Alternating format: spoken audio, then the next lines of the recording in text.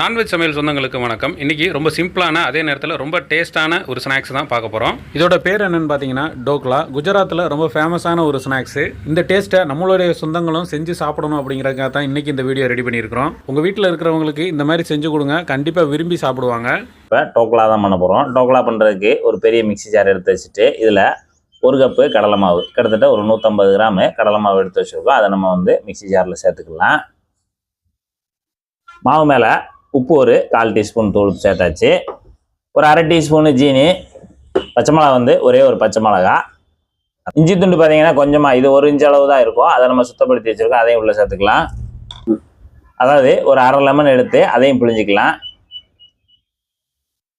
மஞ்சள் தூள் ஒரு 1/4 டீஸ்பூனு, ஒரே ஒரு டீஸ்பூனு எண்ணெய்.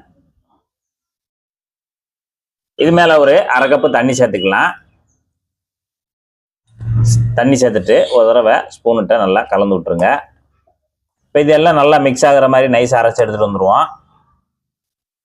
இப்போ நல்லா இந்த அளவுக்கு நல்லா நைஸாக அரைச்ச பிறகு ஒரு 1/4 டீஸ்பூன் மட்டும் சோடாப்பு. சரி, இப்போ மறுபடியும் ஒரு 2 சுற்று விட்டு எடுத்துக்கலாம். இப்போ நைஸாக அரைச்சி எடுத்தாச்சு. இந்த ஜாரில் இருக்கிறது அப்படியே இருக்கட்டும். டோக்லா பண்ணுறதுக்கு இந்த மாதிரி கேக் ட்ரே ஒன்று எடுத்து வச்சுக்கோங்க. எடுத்துட்டு உள்ளே நம்ம பட்டர் ஷீட்டு இல்லைன்னா அலுமினியம் ஷீட்டு இந்த மாதிரி கட் பண்ணி உள்ளே அந்த ரவுண்டாக மட்டும் போட்டு விட்டுட்டு மேலே மட்டும் கொஞ்சமாக லைட்டாக எண்ணெயை சேர்த்து எல்லா பக்கமும் நல்லா தடவி விட்டுறலாம். இந்த ட்ரே சைட்லேயும் லேசாக தடவி விட்டுருங்க. இப்போ நம்ம அரைச்சி வச்சுருக்க மாவை இந்த ட்ரேயில் ஊற்றிக்கலாம். அந்த ஊற்றுற பக்கம் அந்த மாவு இந்த அளவுக்கு நல்லா லிக்விடாக இருக்கணும்.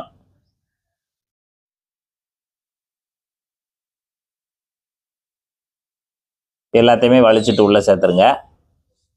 இப்போ ட்ரேயில் சேர்த்த பிறகு ட்ரே நல்லா இது மாதிரி தூக்கி தட்டி விடுங்க. நல்லா ஒன்று போல் அந்த மாவு எல்லா பக்கமும் நல்லா செட் ஆகட்டும். இப்போ நமக்கு ரெடியாக இருக்குது. இதை அடுத்து ஒரு குக்கரை எடுத்துகிட்டு உள்ளே ஸ்டாண்டை வச்சுட்டு அதில் 1 லிட்டர் தண்ணி சேர்த்துருக்கோம். தண்ணி சேர்த்துட்டு இப்போ நம்ம தண்ணி நல்லா சூடாகி வந்துருச்சு. இந்த மாதிரி நல்லா சூடாகி வந்த உடனே இப்போ நம்ம இந்த மாதிரி ஒரு இடிக்கி வச்சுட்டு அந்த ட்ரேயை மெதுவாக கொண்டு அப்படியே உள்ளே இறக்கிடலாம்.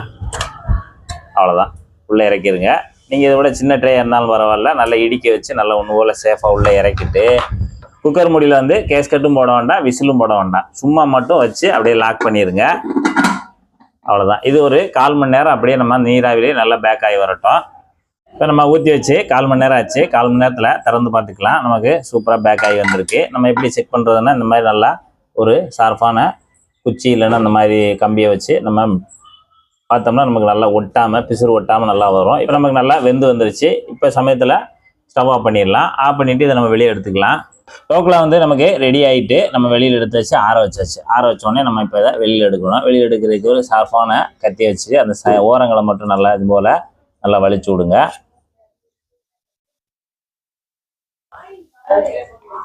நல்லா இப்படி ஒன்று போல் அடி வரைக்கும் வலிச்சு விடுங்க.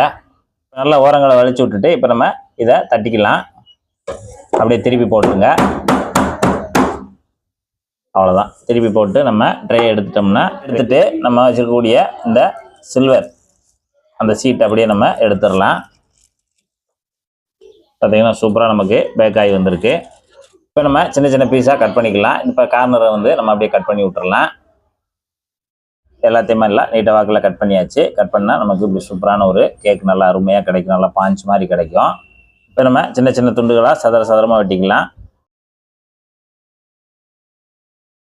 நல்லா சதுரமாக எல்லாத்தையுமே கட் பண்ணி எடுத்துக்கோங்க. அடுத்து அடுப்பில் சின்ன ஒரு பேனை எடுத்து வச்சுட்டு அடுப்பை தச்சாச்சு. பேன் சூடாகிட்டு இருக்கும்போது இப்போ ஒரே ஒரு டேபிள் ஸ்பூனு நம்ம சமையல் எண்ணெய் ஊற்றிக்கலாம். எண்ணெய் சூடாகி வரட்டும். போதுமா? எண்ணெய் சூடானோடனே ஒரு 1/2 டீஸ்பூன் தனி கடுகு சேர்த்துக்கோங்க. கடுகு நல்லா பொரிஞ்சு வரட்டும். கடுகு பொரிஞ்ச உடனே ஒரு 1/4 டீஸ்பூன் தூள் சேர்த்துக்கலாம். 1 டீஸ்பூன் சீனி சேர்த்துக்கலாம். சேர்த்துட்டு ஒரு 2 கத்து கருவேப்பிலை உருவிட்டு உள்ளே சேர்த்துக்கலாம். சேர்த்துட்டு லேசாக ஒரு பரட்டு ஒரு 50 ml தண்ணி சேர்த்துக்கலாம். 50 ml தண்ணி சேர்த்துட்டு அப்படியே கலந்து விடுங்க. கடைசியாக தண்ணி சேர்த்துட்டு ஒரு 1 நிமிஷம் மட்டும் நல்லா கலந்து விட்டுட்டு ஸ்டவ் ஆஃப் பண்ணிடுங்க. இப்போ டோக்லாவை நம்ம இந்த மாதிரியே கட் பண்ணி பிளேட் எடுத்து வச்சுட்டோம். இப்போ ஏற்கனவே நம்ம ஒரு இனிப்பு தாளிப்பு போட்டுக்கோல, அதில் மேலே போட்டு விட்டுடலாம். செய்து வச்சுருக்கக்கூடிய தாளிப்பை அப்படியே மேலே ஊற்றி விட்டுடலாம்.